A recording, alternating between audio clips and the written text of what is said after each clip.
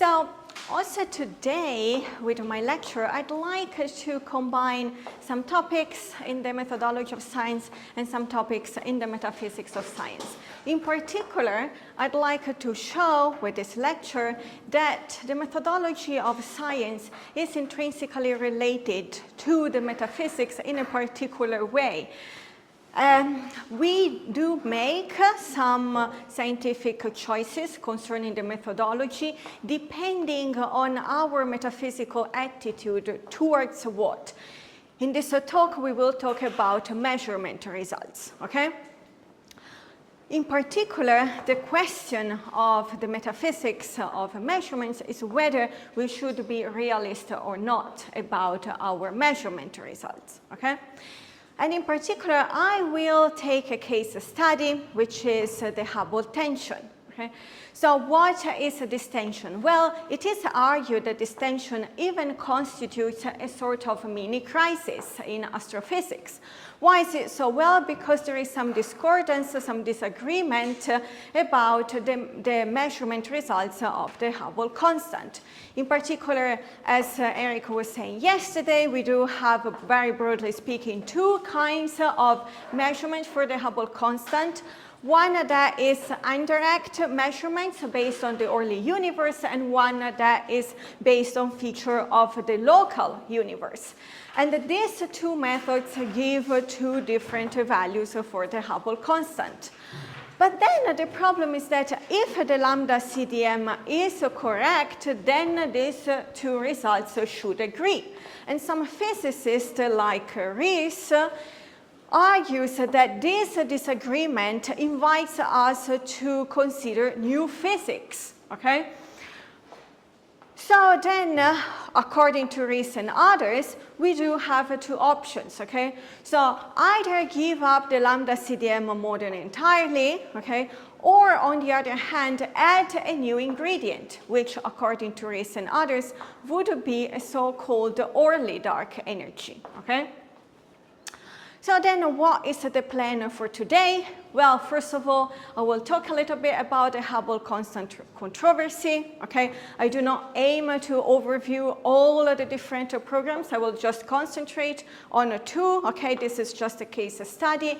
Then I will be talking about this new hypothesis about the early dark energy and some epistemic problems that I have concerning this new hypothesis. And actually, these epistemical problems, we will see, are intrinsically connected to an inability for us to endorse a full version of measurement realism, okay? So we will see how then this metaphysical position towards some measurement result, okay, is actually grounded again in some epistemic considerations. In particular, some epistemic values of the measurement result we will consider, okay?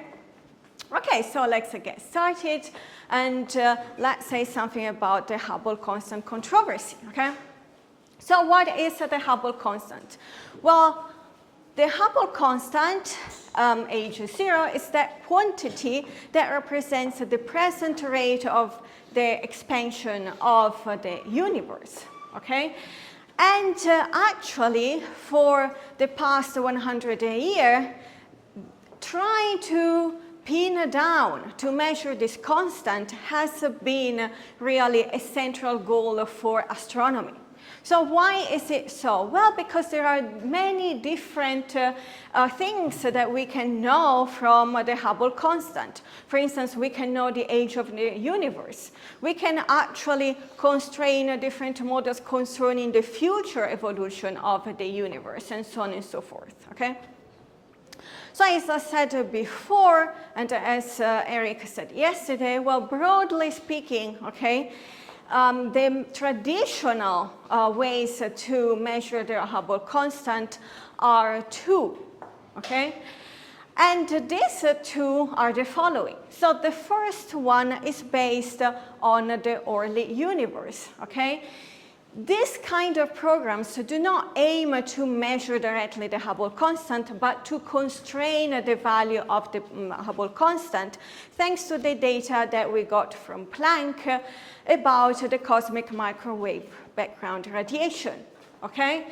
And of course, assuming the validity, the truth of the lambda CDM model, okay?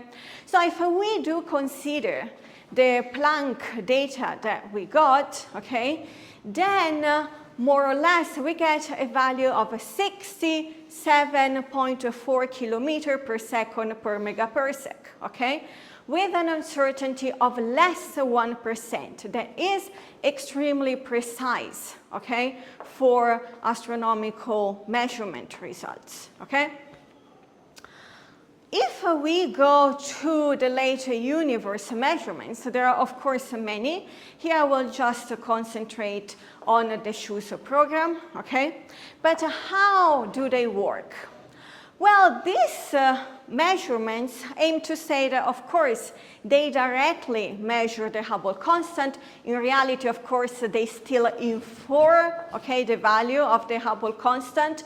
From what? From some local features of the universe, okay? Such as the brightness of stars, and so then by the distance from us to these astronomical objects, and so on and so forth, okay? So let's see how this works.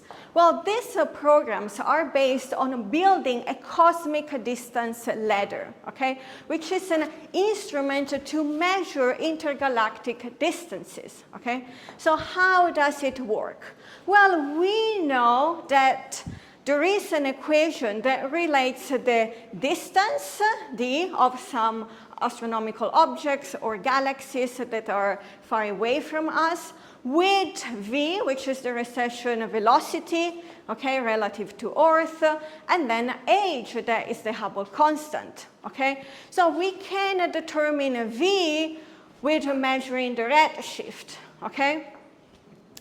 And then if we know the distance, okay, and the velocity, we can infer the value of h, okay? At least the best fit value for h, okay? So the SHUSO team is an extremely promising program, okay? Because they successfully measured the Hubble constant with an uncertainty of 1.8%, okay, uncertainty. The problem is that the measurement result, okay, is quite different from the one that we get using Planck data, okay? In particular, the result is 73.2, okay, kilometers per second per megaparsec, okay? So then the discrepancy is quite significant, okay? It amounts to 4.2 sigma, okay? So let's see a little bit closer how this cosmic distance ladder is built, okay? So it actually involves many different techniques depending on the distance, okay, that you are considering, okay? Whether it's a short distance, intermediate distance, or longer distance, okay?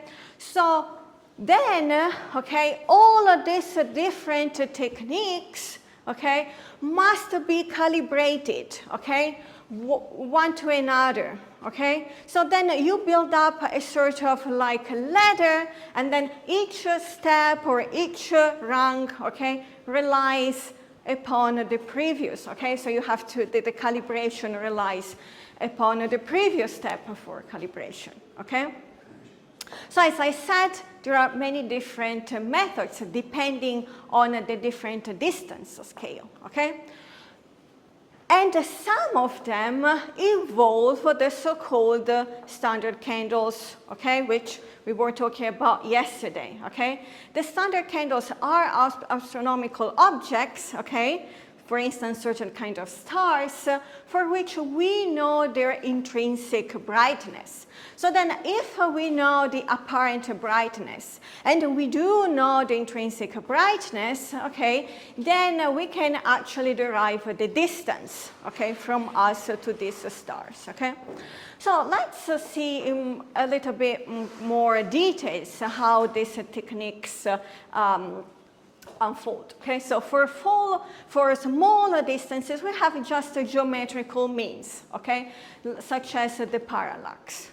Okay, for intermediate distances, okay, the choose team prefers and chooses some kinds of standard candles that are Cepheid variable stars. Okay, so we know that actually there is a way to relate the brightness, okay, of these stars, okay, and their dimming, okay, with actually their pulsation, okay. So basically the pulsation is related with the intrinsic brightness, okay. So the longer the period, okay, of this pulsation, the brighter the star, okay. So there is a Leavitt law that is quite successful, okay, and that relates these two values, okay. Then for even larger distances, okay, we have supernova type 1a, okay, which are particular kinds of supernova, and also again we actually know we can calculate the intrinsic brightness of the star at their peak, okay. So then, as I said before, okay, there is a discordance of result, okay, between the Planck, the result we get from Planck data and the Schulze team, okay? So then what does account for this discordance, okay? So I worked on this when I was in Bern, and we invited several times RIS, so I was taking RIS in consideration when I wrote this paper. And according to RIS, one promising option, if not even compelled, was actually that we have to recognize the failure of the lambda CDM model, okay? Why is it so? Okay, because if the lambda CDM model is right, then the two results should agree, okay? So then, okay, according to some physicists, of which RIS is probably one of the prominent member, okay, the Hubble tension looks a breakdown of lambda CDM model, okay? The problem is that then we do not really know how to go from this, because this breakdown does not really lead to some particular new physics. So we are a little bit at lost, okay, concerning entirely new physics solutions apart from the lambda CDM model, okay. What we could actually do is to add an extra piece of ingredient in the lambda CDM model, okay. Why is it so? Well, when we do have a piece of negative or anomalous evidence, okay, then it means that either, okay, we should really throw in the bin all our theoretical assumptions entirely, or we can try to add a new auxiliary hypothesis. In this case, the presence of an early dark energy, okay? And why I think until 2022, RIS preferred the first option. In 2022, he started to endorse the second option, okay? Or at least to talk about it very enthusiastically, okay? So what is this proposal of the early dark energy, okay? Well, there is not just one single model, okay? There are many different models, so it's a class of models, okay? In which actually the very early, okay, the early expansion of the history of the universe, okay, then it's altered because we are introducing a new entity, a new extra ingredient, okay? That is the early dark energy, which functions a little bit like what we have been talking so far about the dark energy, but it's active at an earlier stage of the universe, okay? Now it's not important anymore. Before it was really important, okay? So the problem is that we do not know much about this early dark energy, okay? We don't even know exactly whether it is the dark energy that we have been talking so far, okay? They work a little bit in the same way, okay? And then it is definitely an auxiliary assumption that it is inserted ad hoc in the lambda CDM model, okay? So we can say that it is both physically and metaphysically spooky, okay? So now the question that a philosopher of science should ask is how exactly can the early dark energy resolve the tension, okay? So there is a straightforward answer that physicists give, okay? That is, well, look, okay, its role is just to increase the expansion rate of the universe for a very brief period of time, okay, after the Big Bang, okay?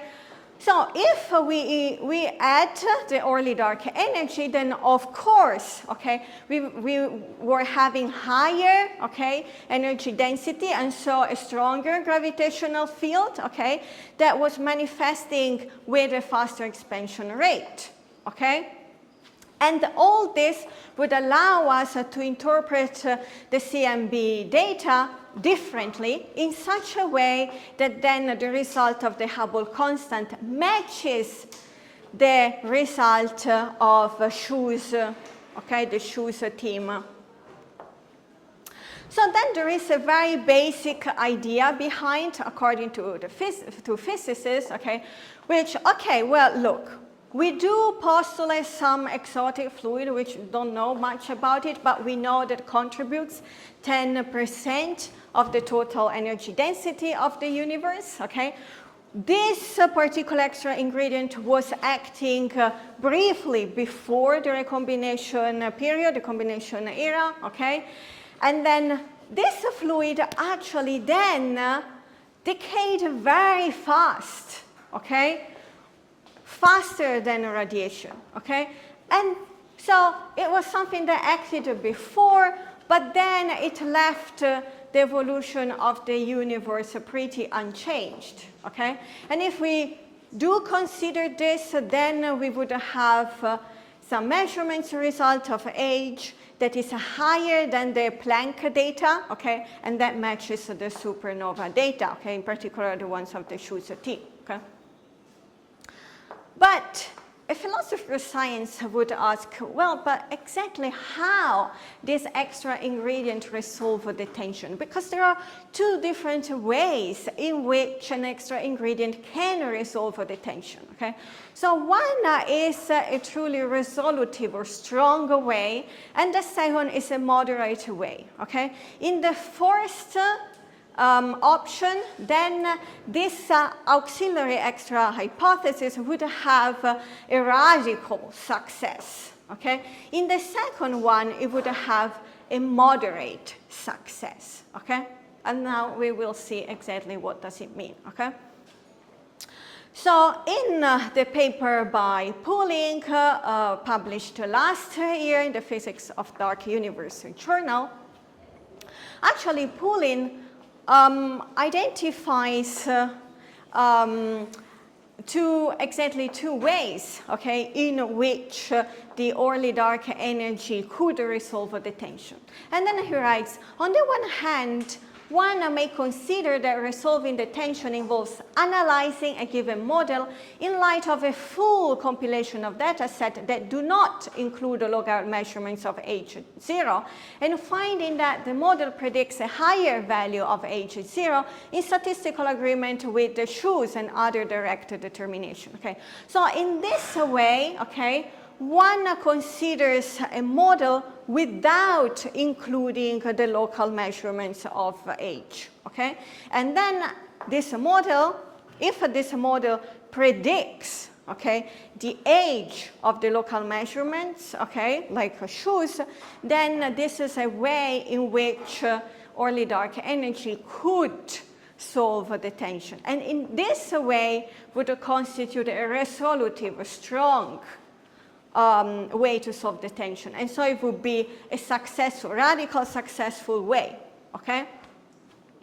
But then there is also another way, okay, in which the early dark energy could resolve the tension, okay? Which is that basically models including dark energy, okay, then these models would aim to establish whether this model can provide a good fit to all of the data, including shoes. So these are models that include not only early dark energy, but also the measurements obtained by the shoes, okay?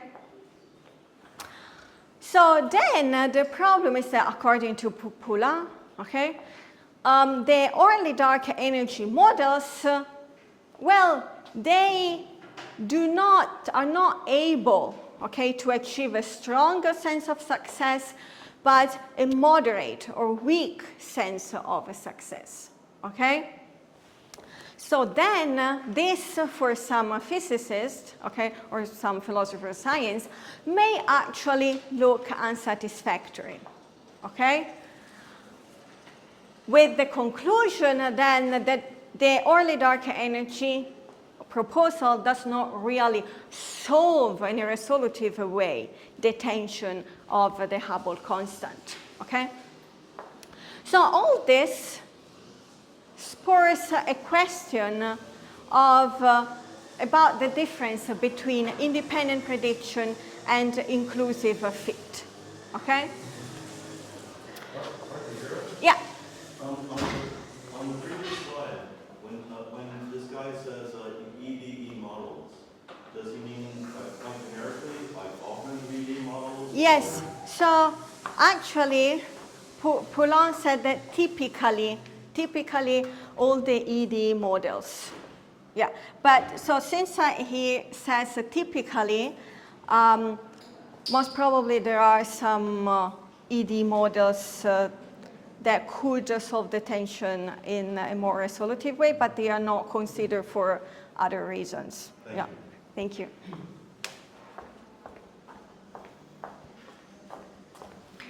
Okay, good. So, okay.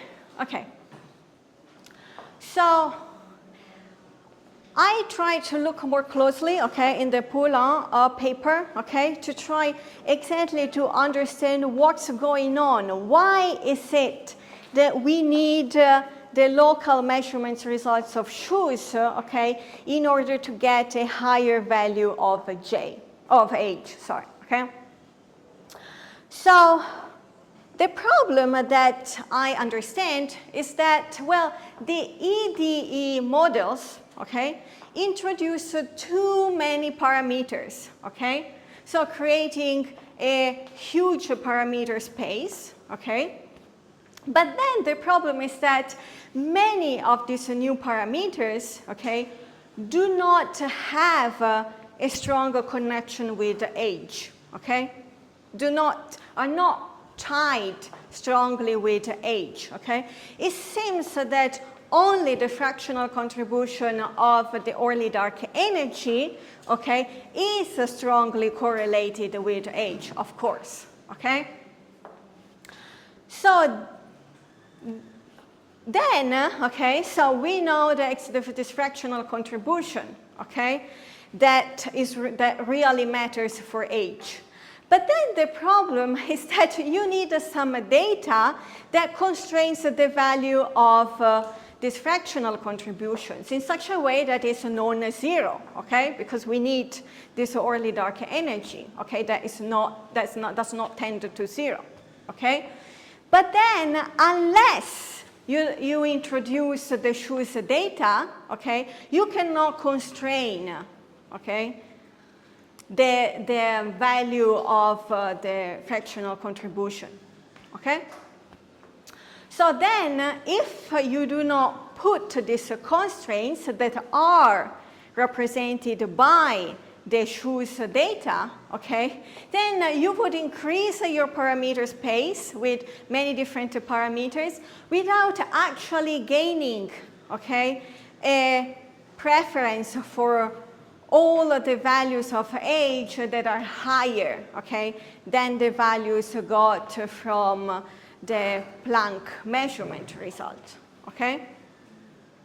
So you do need to introduce the measurements obtained by shoes, okay, in order to constrain, okay, the value of the fractional contribution of the early dark energy such that it is non-zero, okay? And so that overall the model prefers or selects, okay, as more probable the values for age that are higher, okay?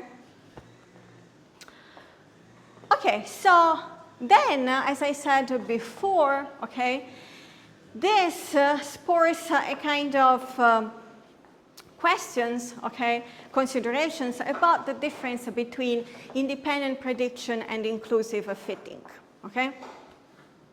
So we would have, okay, we would have had independent prediction, okay, if the early dark energy models, okay, independently predicted a higher value for age, okay, that then matches the results from shoes, okay, using only data that do not concern the late measurements, okay?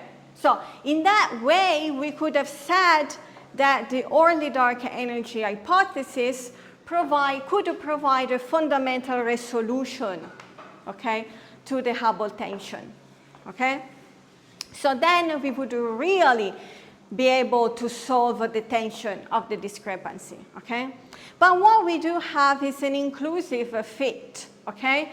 Because the EDA models provide a good fit when all of the data, including local age zero measurement, okay, are considered together. So when we include the data from shoes, okay, if we do not include them, then of course we would not be able to predict a higher value for age, okay, even if we add the extra ingredient of early dark energy, okay? So this seems that the early dark energy models alone, at least the typical early dark energy, okay, do not naturally resolve the Hubble tension, okay? So then the problem is about the predictive power, okay, of our hypothesis, okay? So ED models can achieve a good fitting, okay? But then this fitting, okay, does not tell us anything about the predictive power of the model, okay? So again, okay, we do not have a radical solution, okay, because these EDA models lack predictive power, okay? Another question that we do have about the early dark energy models, but I will not deal with it today, is that it seems that it's extremely difficult to pin down a way to falsify them for now, okay? So there are many different proposals in the literature, okay? But then, given that these models are very different, okay, then there has been a discussion of what exactly the observable consequences would be if these models were true and how we could actually test them, okay? Okay, so going back, okay, going back to the question of the Hubble tension and how to resolve it, okay, and whether one promising way to resolve it would be endorsing this extra ingredient of early dark energy. Then the questions are, well, are we justified in putting our confidence in the viability of the early dark energy hypothesis, okay? Are we justified, okay, in preferring spending money and epistemic efforts in investigating that hypothesis rather than others, okay? Are we justified in putting our trust in those models, okay? Well, the reasoning by Rees was that, I remind you, a piece of negative evidence is the sign of what? That either all the theoretical assumptions, the main theoretical assumptions are wrong, or that we need to add a new auxiliary hypothesis, okay? But given what Eric was saying yesterday, we do know that this is a false dilemma, okay? Why is it this is a false dilemma? Because it could well be, okay, that we're not justified in being realist about the late universe measurement result, okay? For all what Eric said yesterday about measurements in astrophysics, okay? And for what we will say later, okay? And indeed, we will try to look more deeply, okay, into our metaphysical attitude, okay, concerning the experimental result by Schuss, okay? So, one of the two could be wrong, okay? Either the CMB method, so Planck program, or the Schuss, okay? In particular, in this, okay, in this talk, we will inquire whether actually we are entitled, we are justified in believing in the Schuss program measurement results, okay? So then the question is whether we should be realist or not about the value of the Schuss team program, okay? So this connects to the whole literature of the metaphysics of measurement, okay? So we do know that measurement is a hallmark of the scientific enterprise, okay? Measurement is considered an epistemic source of knowledge that is privileged, okay? And what is it, measurement? Okay, what is it? Well, in a very kind of a simplistic way, we could define it as an activity, of course, that involves a kind of interaction, okay, with a concrete system, okay, with the aim of representing aspects of that system in abstract term, okay?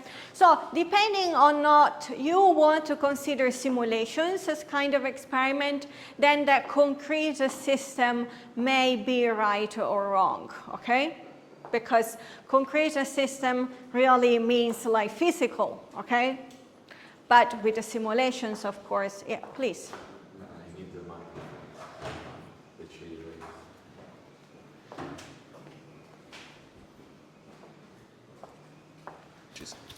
Vera, yeah. I think a bit about measurement and... Oh, sorry, I didn't... I think a bit about measurement and stuff like that. But for me, measurement seems like more something like a comparison with an object that you think that is your unit stuff, and then you compare that with what you want to measure. So you write that it's an interaction between concrete system and try to represent in abstract terms, but in reality it seems like concrete against concrete, because you compare a concrete object with other concrete object. Yeah, of course you use, for example, for the Kelvin temperature or stuff like that, you use abstract system like math, but we can measure without math. What do you think about that? Yeah, sorry. I mean, of course, it depends on the theory of measurement, okay, you are talking about, okay? So, but I think that, so here I didn't want to go into all the different, mathematically oriented definition of measurements here I just wanted to pin down some aspects that regardless of your specific theory of measurements, can be accepted, okay? So, of course, you're saying, well, look, when I measure the length, of, I don't know, my bottle of wine, okay, then I'm comparing with the ruler, okay? But then why are you using the ruler, okay? Well, because the ruler, okay, has some kind of relation with a metric, okay? So, with probably a mathematical space, okay, that is characterized by mathematical objects that stand in relation with some, I don't know, distance or so. But yeah, I totally get what you mean, okay? Yeah, the sense is that you put the mathematical space in the middle, but the first part of what you do when you measure is to work with concrete against concrete. Then, yeah, of course, you create your mathematical structure because you try to find that language that you want to use for very difficult equation or stuff like that. Yeah. But, yeah, it's something that you do after, no? Yeah, but suppose that you just reduce a measurement to a comparison between a physical system and another physical system. You would not end up in a true measurement result.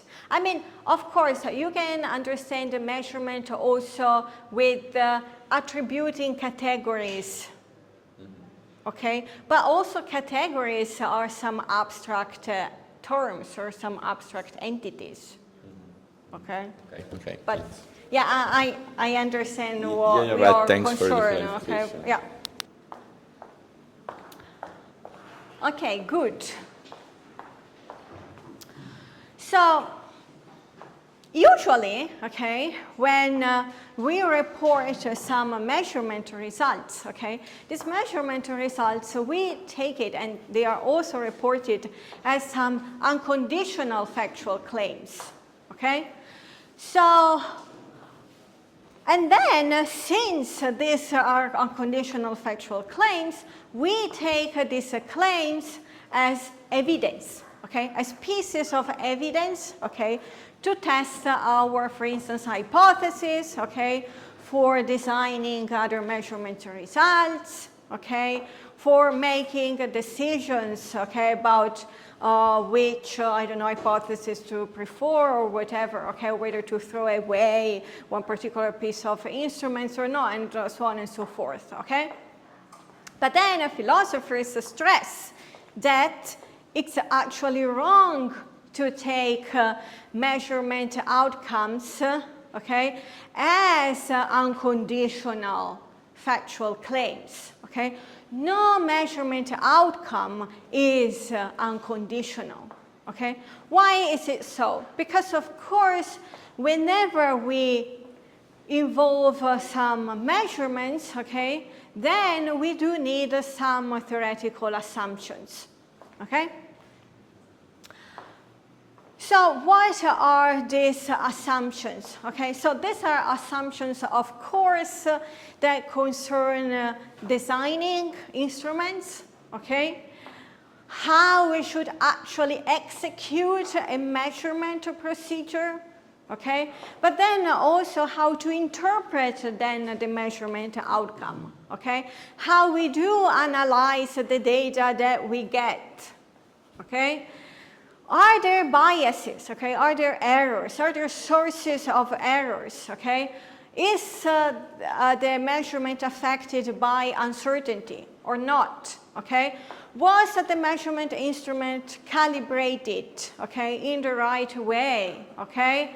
What about the standard, okay? Was it really a truly faithful standard, okay, against which my measurement was calibrated, okay? So we all have these okay, assumptions, okay, and yet our measurements result are never conditioned. Okay? They are never expressed in conditional statement like if and then all the assumptions, then the outcome would be. Okay? So then what exactly warrants, okay, the fact that we are so confident about our measurement results and we do not treat them, okay, as a conditional statement, okay, but actually we treat them as unconditional evidence. So this has been addressed, or is being addressed in a whole literature about the relation between measurement and observation, okay? So one answer that one might give is, well, you know, but that's, you know, measurement results are just reducible to observations, okay? So are our observations expressed in conditional statements? No, okay? So then, you know, we could actually say that also our measurement results should not be, okay? Well, if so, okay, then why is it a fuss about, what's the fuss about measurements, okay? They're as reliable as observation, okay? But no, okay, we know that there is a gap, okay? We do know that measurements typically involves inference, theory, okay, claims about our statistics, way too abstract to construct these abstract objects, okay, involves idealizations and so on and so forth, okay? So yesterday at table with Eric, we were discussing exactly this thing, okay?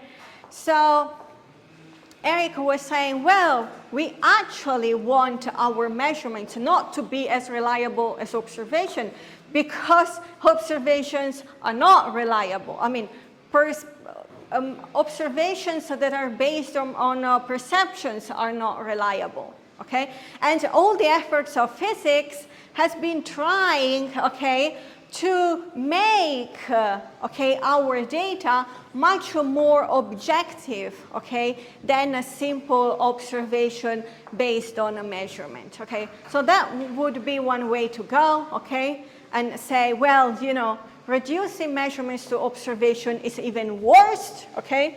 The other way to go, okay, would be to say, well, look, okay, I don't care about the reliability of observation, okay?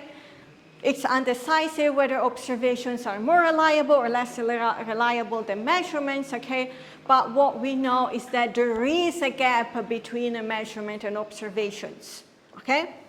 Observations usually, but of course we know that it's not true, but are not that theory-laden, okay, than measurements, okay? So we then acknowledge that there is an inferential gap, okay, between actually whatever is the raw data that we get from the measurement in the sense of the instrument indications, okay, and then our measurement outcomes, okay. That, of course, is the result of a process of taking theoretical considerations in mind, okay? So then what is central in the philosophy of science, okay, in the metaphysics of science, is to evaluate measurements, okay? Ask whether we should be realist or not, and what are just the justification for being a realist, okay? Because it is a measurement that is the hallmark of science, okay? It's through measurement results then we can make a progress of science, okay? So there have been many different proposals in the metaphysics of measurement, okay? So the coherentist model-based approach, okay, or the hardcore measurement realist, and so on and so forth. Here I would like to talk about a fixed point realism, okay? developed by Isaac Wilson, and his paper was published in 2022. Okay, the preprint of is 2019. Okay.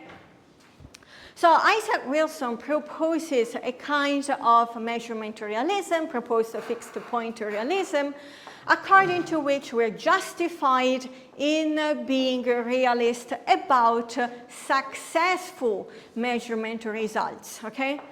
But when is it that we do have successful measurement results, okay? Well, when our measurement identify what he calls fixed points, okay? Fixed points. And these points, okay, are characterized by two different features, okay? So one feature is convergence, and the second is precision, okay? So what is the idea behind the fixed point realism? Well, the idea, okay, is that whenever, okay, there is a convergent assignment of more and more precise value, okay, then for a quantity, then this constitutes successful measurement, okay? And this convergent assignment of increasingly precise values, okay, is an incontrovertible evidence, okay, that there are some fixed points in the world, okay, there is some objective feature in the world, okay, and so that we have reached an epistemic achievement that is a substantive, okay? If so, then we can be confident, okay, that we can rule out the interference of so-called like human interest, okay, or human subjective perspectives, okay? And then we can take the measurement result as truly representing an objective feature of the world, okay? So, yeah, please. Could you please give an example of successful measurement? Yeah, so now we will look into what is convergence and what is precision. But basically it's the following, okay? So if, okay, I have to measure, okay, the length, okay, of, I don't know, my bottle of wine, okay, and I keep repeating this practice, okay, with like across a time at many different times, okay, and I get, okay, more and more precise values, okay, even though I change my my ruler, okay, or I change my instrument, then I have a successful measurement result, okay, but now we will see it more closely, okay. So what is convergence, okay? So convergence always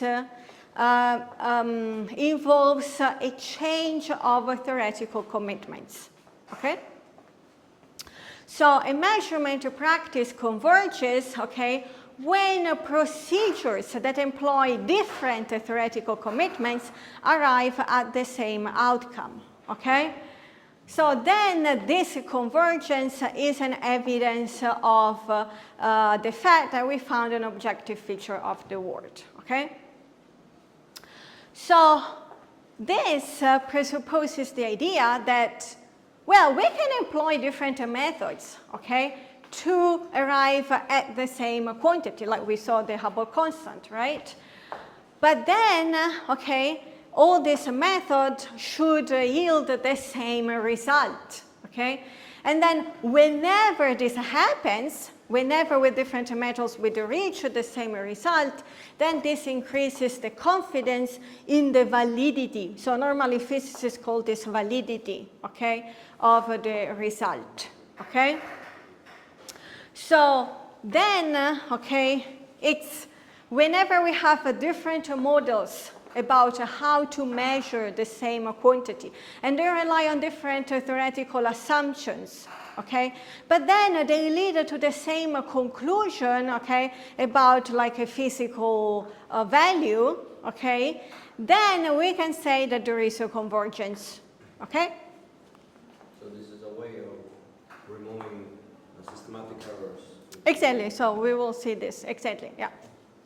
So this is linked to robustness, another concept, okay, in the philosophy of science, okay. A result is robust if it is obtained by a plurality of models that each make a different simplifying assumptions, okay. So if different models, okay, have different assumptions that are kind of simplifying assumptions, but then we arrive at the same result, then we can say that the result is robust, okay? So then this robustness refers to the ability of a measurement result to withstand different changes, okay, in assumptions, okay?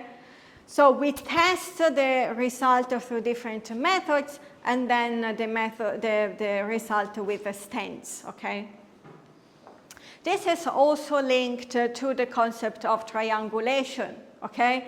That again involves multiple methods, different perspectives, okay? So this is a way to cross-check, okay, the method, okay? And so this ensures the fact that our measurement result does not rely, okay, on a particular theoretical assumption, okay, and so that it is not vulnerable to some specific biases linked to this theoretical assumption, okay. So a way to actually check for the robustness, okay, validity, convergence of measurement result is through conceptual replications, okay. So conceptual replications are whenever we perform, okay, we try, to test the same hypothesis of an original experiment, okay, but we test the same hypothesis by changing the theoretical commitments, okay, and so by changing also the methodology, okay, and so the theoretical assumptions, okay. So as it was said before, it is conceptual replication that checks for systematic errors, okay. So what are systematic errors, okay? So systematic errors are errors that are consistent, okay? So you might maybe have a flawed experimental design, okay, a wrong calibration for your instrument, okay, and then you get the very same, okay, measurement on and on and on, okay, but that's wrong, okay. So why is it wrong? Because there is a consistent bias, okay, that affects the measurement at the same direction, okay. So systematic errors are characterized by consistency, okay. So you get the same, okay, error, okay. It's characterized by the same direction, okay. So they shift the result in a particular direction, okay, always increasing, for instance, or always diminishing, okay. And what are the usual source of errors? Well, usually they are exactly regarding theoretical assumptions, methodological assumptions, and so theoretical biases, incorrect ways of reading the instrumental result, calibration errors, and so on and so forth, okay? Then the second feature, okay, for a successful measurement result is a precision, okay?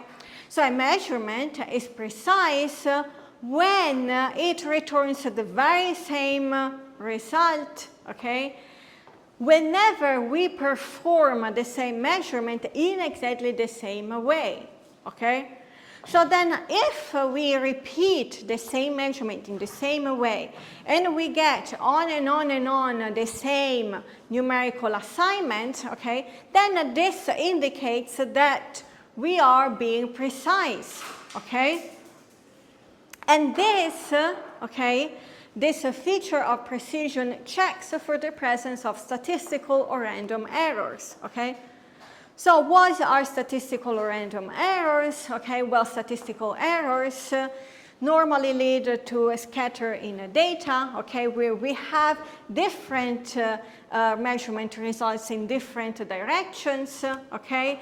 And of course, these errors can be well managed, okay, with the statistical analysis, okay? So there are some ways in which you can deal with them, okay? So the official way to check for these errors is direct replications. Okay, direct replications are exactly the same experiment, okay, or the duplicates, okay, of the original experiment, okay, that so make use of the same procedure, okay. What you can change are some irrelevant components of your experiment, like the sample, okay? If your sample is truly representative, then changing the sample should lead to the, an invariance, okay? It should lead to the same measurement result, okay? So we distinguish with two different errors, okay, statistical errors that are checked with direct replications, and systematic errors which are checked by conceptual replication, okay?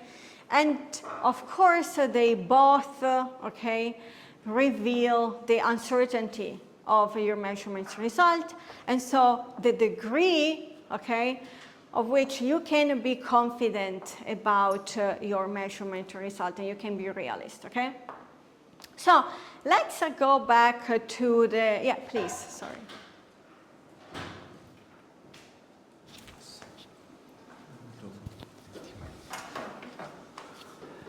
Thank you.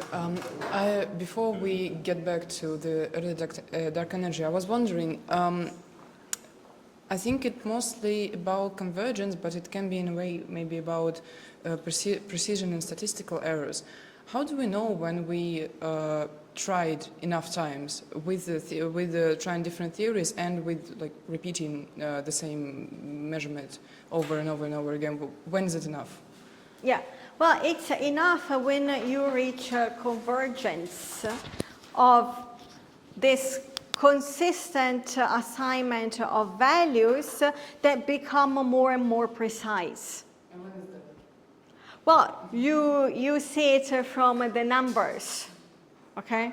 So you see, okay, if no matter how you change your methodology, okay, you get the same number and more precise, okay, with the statistical error diminishing, then it means that you are having successful measurement. I also think that it's never enough of confirmation. So sorry, it's never enough? Never enough of confirmation. So, yeah. Actually, some theories, we are trying to confirm that all the time. For example, some applications of theory we use. Yeah.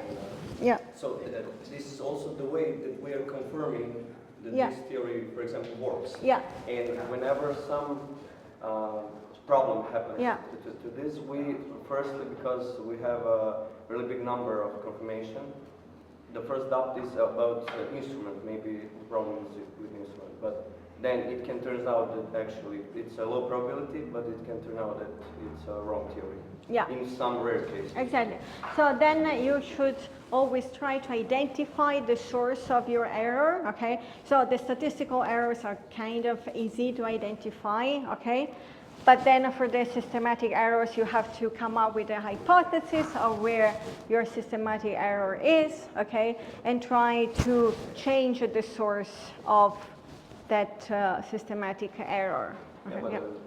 Also my point was actually that it's never enough.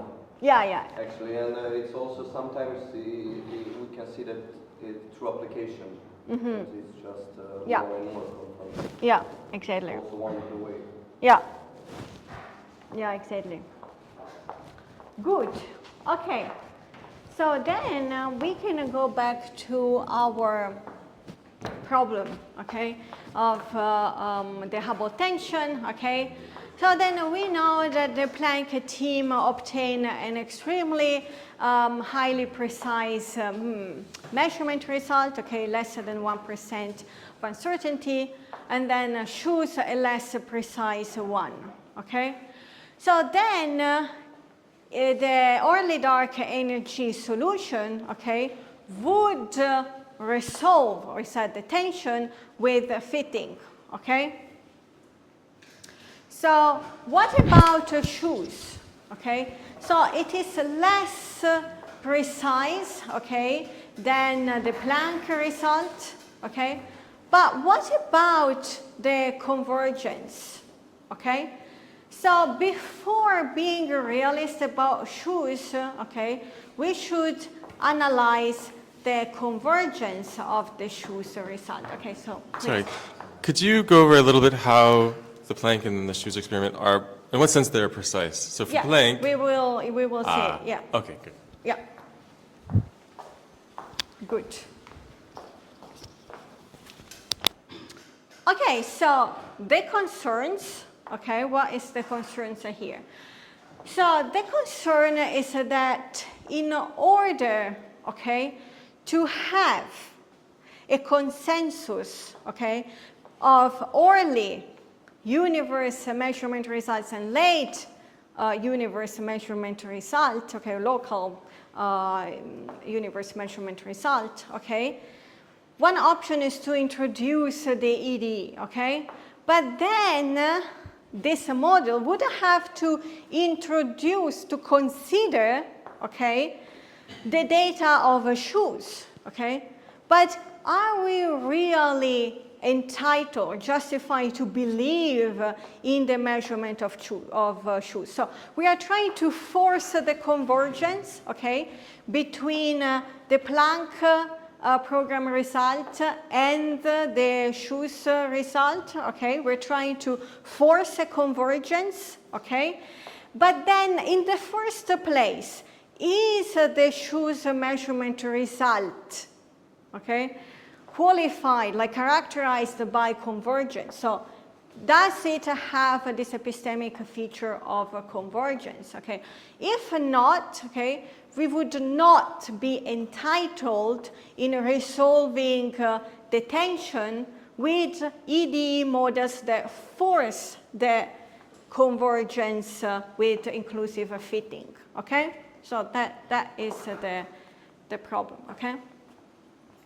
Okay, so let's go to your the question before, okay?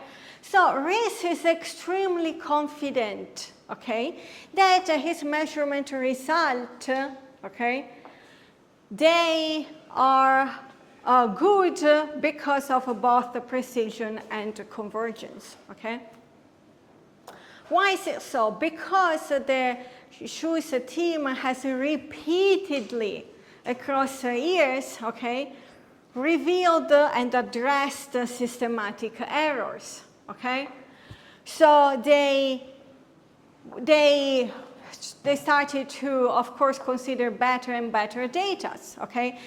Increasing the samples of the CFITs, okay? Check the photometry of CFITs, okay? So trying to address the problems of dust, okay, metallicity and other things, corroding, okay, that maybe you cannot really distinguish the CFITs from another bright object, okay, in the star, okay. So then by change, so you have your measurement, okay, that has different components, okay, and then each component, okay, might be affected, okay, by some biases due to some particular source, okay? So then you have to keep changing and addressing, okay, through multiple replications, okay? So in this sense, changing the samples of CFITs or increasing the population of CFITs, okay, is a good way to go. Of course, we know that our samples are never entirely and perfectly representative of the populations because of systematic errors, okay? So then we have to keep changing, okay, our measurements, okay, trying to address multiple sources of hypotheses. And the process is exactly this. So we come up with different hypotheses of where the source of our systematic errors are and address them, okay, one by one, okay? So once you have a convergence of a result, as the Shoes team did with less and less uncertainty, then it cannot be a miracle, okay, according to Rees, okay? Rees' argument is that, well, look, okay, we have been addressing systematic errors for so many years and with multiple different, multi-different tries, attempts, okay, by changing this, by enlarging the sample, etc. And we are having convergence over the years, okay. We have been doing direct and conceptual replications, and we are having this convergence. So, of course, that's fine, okay. But then Friedman, okay, started another different program. Okay, so this program is called the Carnegie Chicago Hubble program, okay, that again adopts a local or late universe approach. So what does it mean? That also this team endorses a cosmic distance ladder, okay? However, instead of CFITs, okay, they use for intermediate distances the tip of the red giant branches, okay, that there are some stars, okay, at the end of their lives and of which we know their luminosity or their brightness, okay. But then this particular program actually has a different result. And this result is exactly in the middle between the Planck program result and the Shoes result. And it's 69.06 kilometer per second per megaparsec, okay? Also with a small uncertainty, okay? So it's around like the one of Shoes, okay? So why is it that Friedman chose to actually embark in this journey? Despite the fact that Rees was saying, well, look, okay, we have addressed so many systematic errors and we're having convergence, okay? Well, because the problem was about the choice of CFITs, okay, that we know are really bad for systematic errors, okay, such as reddening, metallicity, crowding, and etc. Okay? But this method relying on the TRGB stars, okay, should not involve so many different systematic errors, okay? Because the brightness of the star is much clearer than the one for CFITs, okay?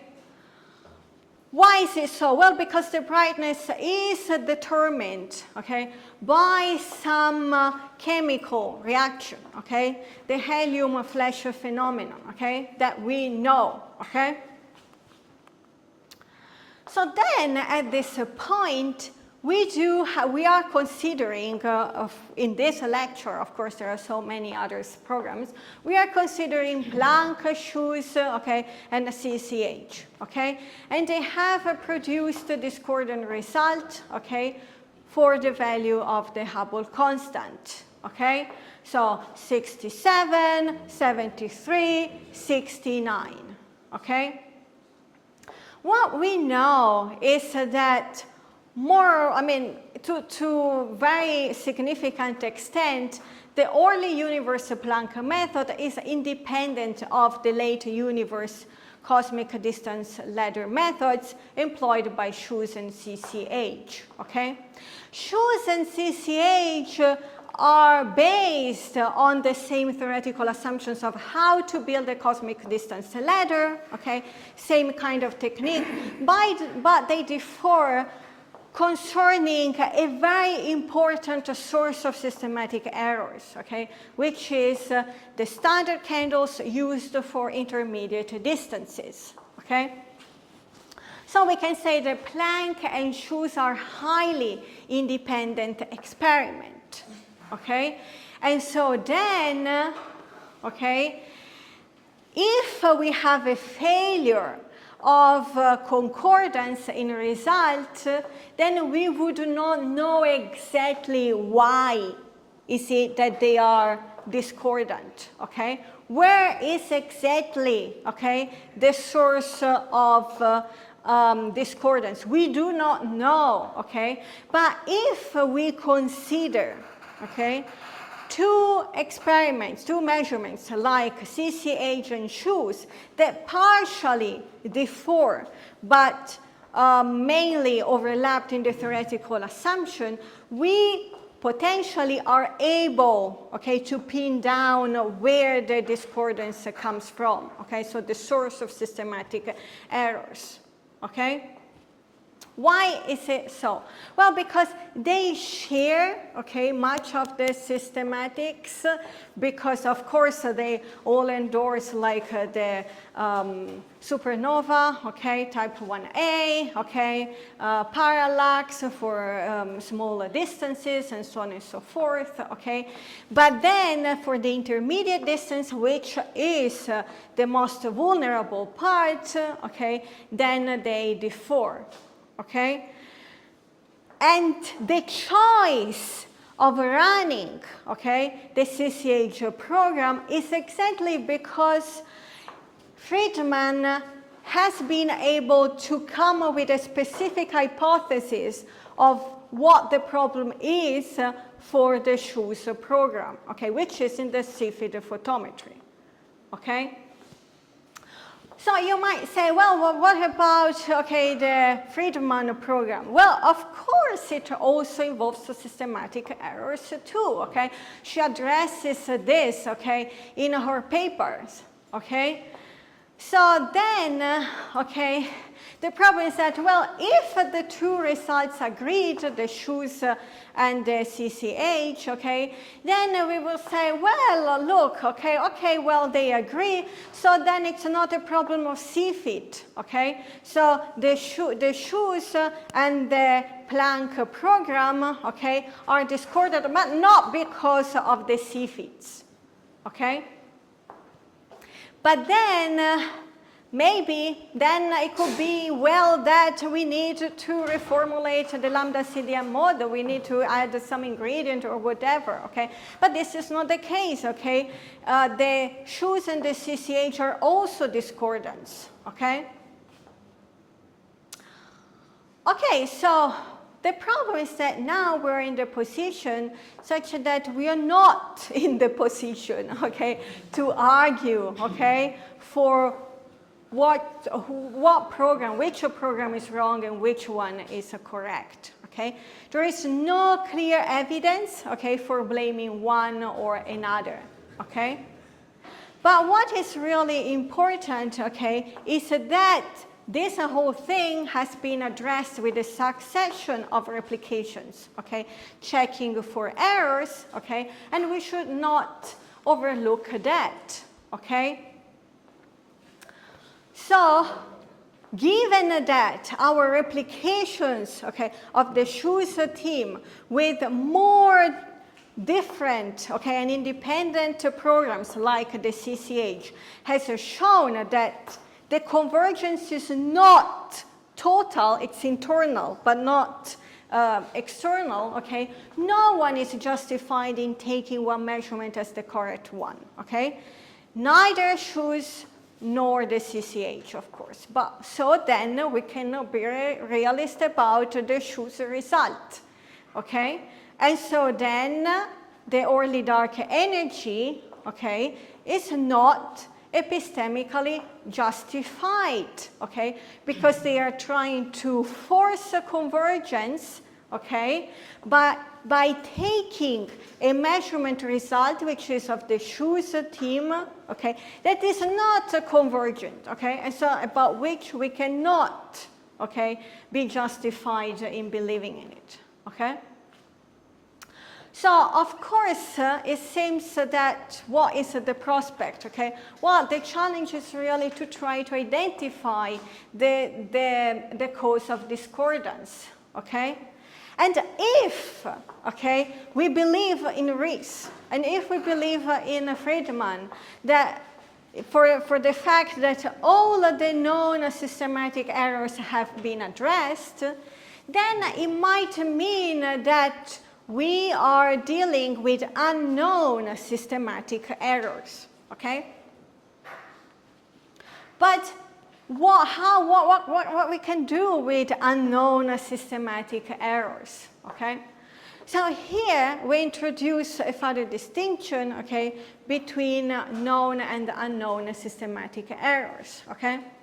So usually all kinds of errors can be known and unknown, okay? But then usually, okay, are the systematic errors that are significantly unknown, okay? Because we have to come up with some hypotheses about them, and we might not be able to consider all the hypotheses, okay? So then, what can we do? Okay, well, we should try really to identify all the possible sources of systematic errors, okay? Try to eliminate, okay, their influence on the experiment. Try to remove them, try to correct them, okay? Put a bounds, okay? Or say, well, it's okay, and then we put them in the measurement result, okay?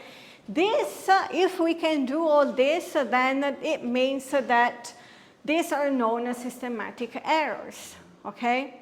But then all the errors that remain unidentified, then these are unknown systematic errors, okay? So then going back to the reason for the discrepancy, we have to include the difference between known and unknown systematic errors, okay? So one or more of the experiments underestimates, okay, it's a random error, okay, so it's a problem of precision. One or more of the experiments underestimate, it's a known residual systematic error, okay? That is known, or we are talking about unknown errors, okay? So, again, in her paper in 2023, okay, she addresses the problem of whether the discrepancy, okay, that we are having in the Hubble constant is a discrepancy that is contingent or residual. Okay? So what does it mean? Okay? Well, it means that, well, if the discrepancy is contingent, okay, then, well, there is still hope that we can address it, okay? Well, if, okay, we basically could keep trying, okay, and to try to address what this unknown systematic error could be, okay, and we could keep performing more and more conceptual replications, then it would mean that this is not a residual discrepancy, but it's just a contingent, okay? And as long as this discrepancy is contingent, then we're not justified in saying that we are in a crisis, okay? And that the lambda CDM model is wrong, okay? So then, as long as this is the case, okay, then it would be much better, okay, to put efforts in keeping going with our replications, okay, than in coming up with models that try to force a convergence with some results that is not convergent, okay? And given that, you know, we can, we did have, okay, some important shifts in our measurement results over the time, okay, maybe we can still hope that we can go into that direction again with the conceptual replications, okay? Conceptual replications, of course, basically differ in autonomy or independence at different degrees, okay? So there is a spectrum, okay, of all different possible conceptual replications depending on the amount or the extent of independence and autonomy, okay? So we saw it in this case, right? So the early universe, okay, is very much independent from shoes and CCH, okay? Shoes and CCH just change the sample, so they are more resembling, okay? So the program is really to try to check first local convergence, and then after we have local convergence, try to add some degrees of independence more, okay, and do another replications, okay, that's a little bit more different, okay, until we do not have a local convergence. That means convergence between shoes and CCH, then it doesn't make much sense to make a hypothesis about exotic exotic ingredients to force a convergence between early universe and late universe result. Okay, so here are some conclusions, okay? So with this lecture, I wanted to show the intrinsic relation between the methodology of science, okay, with the metaphysics of science, okay. So in the methodology of science, of course, we come up with the hypothesis. We need to know what level of confidence we have in them, whether they are promising or not, whether we are viable or not, as Richard David says, okay. And this, of course, relies on our metaphysical position towards a measurement result, okay? And these metaphysical positions, according to fixed point realism, should be grounded in epistemic justification of a measurement, okay? In particular, convergence and accuracy, okay? So then, what about EDE? Well, EDE tries to solve the tension by forcing convergence by early universe measurement results and late universe measurement results, which, however, are not good in their convergence. Okay, we compare it through with other measurements that are conceptual replications. Okay. So then we should try to keep going with more and more conceptual replications that try to disclose the systematic errors that are unknown, okay? So then, basically, what is the final goal? So what's the program here? Well, try step by step to try with different conceptual replications to check whether they keep converging, okay? By adding new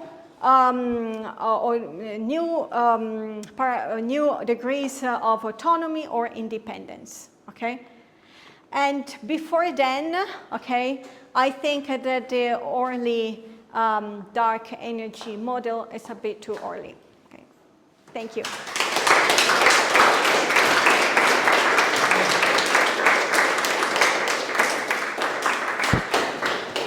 Thank you, Vera, for the talk. And we have time for questions. There is, okay.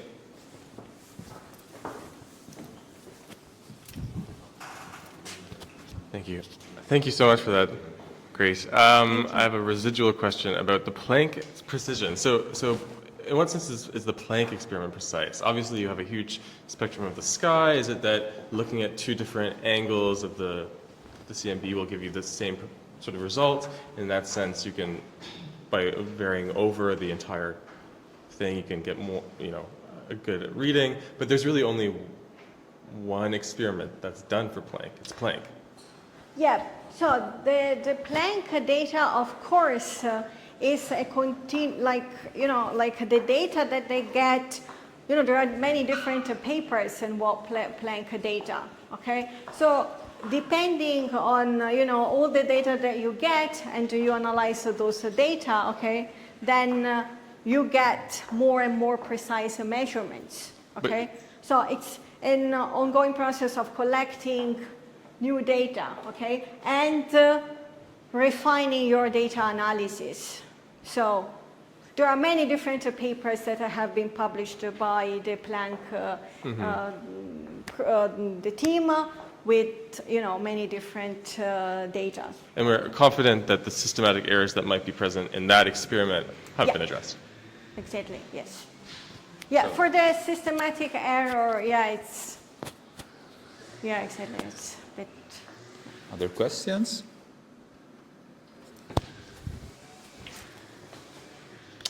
A certain point was published not a lot of time ago, an attempt to explain the tension on the basis of a sort of different density of matter in our place, in the sense that the idea was that our measurement at level of cluster, not more than galaxies, we are, because here there is a question about the Copernican principle, because Copernican principle could say that we are not in a special place, but this does not mean that our place is exactly as all other places are. So there is an epistemological problem, and so they found that we are in a cluster that is a bit more dense in matter than other places. And they attempt to make calculations. They found that at the end of the day, this increase the tension and not decrease. But so it was not a solution. But yesterday, Slava told us that cosmological principles, that is isotropy and homogeneity of space, is something now completely empirically, experimentally confirmed. Anyway, if there is some difference in even local, not global, could be an explanation of this tension, because it is clear that we do our measurement in our place, not in other places. Okay. Thank you, Enzo, for pointing this out. So, of course, there are early universe solution and later universe solution. And then one option, I'm not sure if it's exactly that what you were referring, but was that we actually live in a Hubble bubble, okay? So then, of course, we would be kind of like biased, okay, in our measurements, okay? Yes, so there are these two different ways, okay? You're going to go with the early solution or later solution. As far as I am aware, the early solution now seems more promising than the later solution because of exactly what you mentioned. But there are so many different ways that, I'm not in the position to evaluate whether, it's, maybe there are some later solutions that are very promising. Yeah. Thank you. Is there anyone else?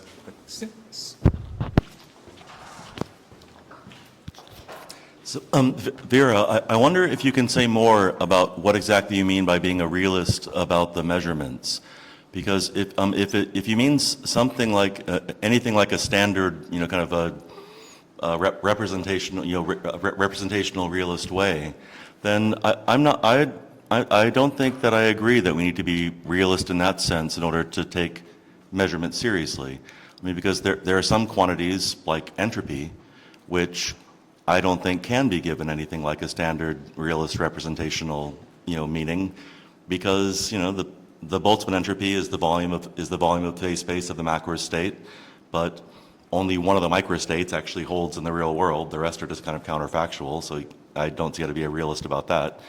Or the Gibbs entropy is a distribution over an infinite number of an ideal ensemble, and can't really be a realist about that. But I trust measurements of entropy. They have objectivity. They're good measurements. So Yeah. can you say a little more about that? Yes, yeah, thank you.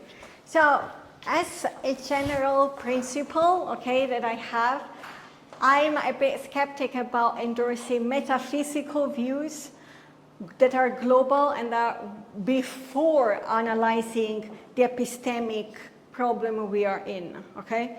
So the reason why I brought up a fixed point realism is because in this particular situation, okay, I think that a fixed point measurement realism with this notion of convergence and precision exactly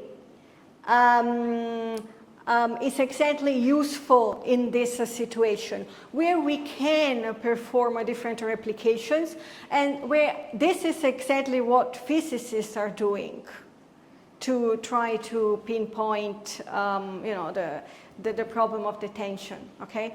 But of course, you were mentioning entropy. In that way, most probably this idea of convergence and precision would not work, okay? So I do think that our metaphysical commitment to a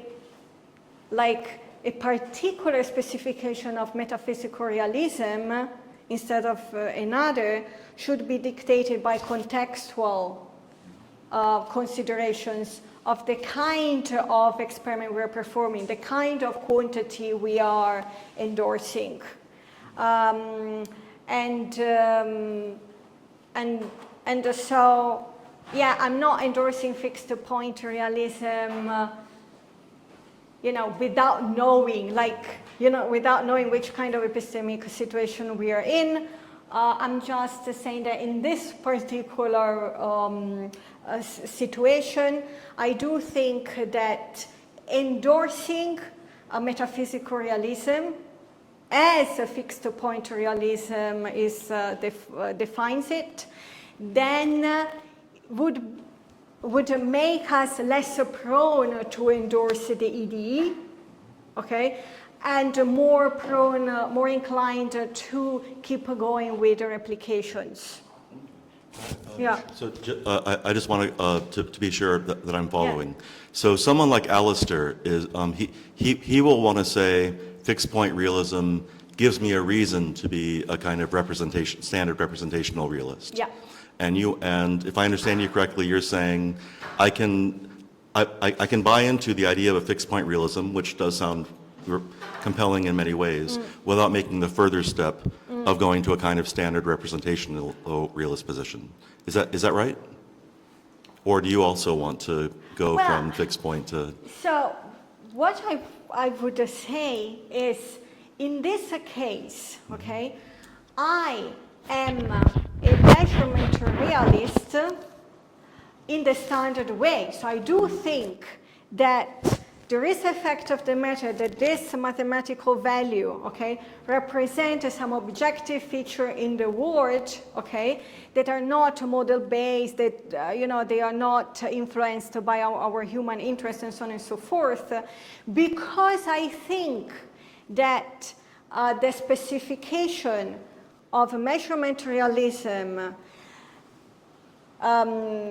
developed by Alistair, so in fixed point realism, is the right way to go, in this case, to be measurement realist.